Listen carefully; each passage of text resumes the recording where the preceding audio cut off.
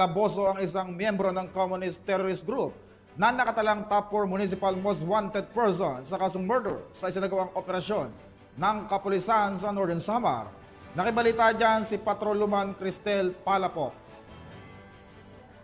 Estado ng otoridad ang isang miyembro ng Communist Terrorist Group na tinaguri ang top 4 municipal most wanted person na may kasong murder matapos mahuli sa Barangay Upong, Katubig, Northern Samar. Naaresto ang akusado bandang alas 11 ng tanghali ng mga tauhan ng 2nd Northern Samar Provincial Mobile Force Company kasama ang 803rd Maneuver Company, Regional Mobile Force Battalion 8 Katubig Municipal Police Station at 19th Infantry Battalion Philippine Army. Sa bisa ng warrant of arrest para sa kasong murder na walang nirekomendang piyansa, dinala ang akusado sa Katubig Municipal Police Station para sa kuklang dokumentasyon at tamang disposisyon. Ang matagumpay na pagkakaresto sa akusado ay patunay lamang na epektibo ang pagpapatupad ng pambansang pulisya sa kanilang sinumpaang tungkulin na maghatid ng serbisyo publiko para sa mas payapa, ligtas at maunlad na bagong Pilipinas.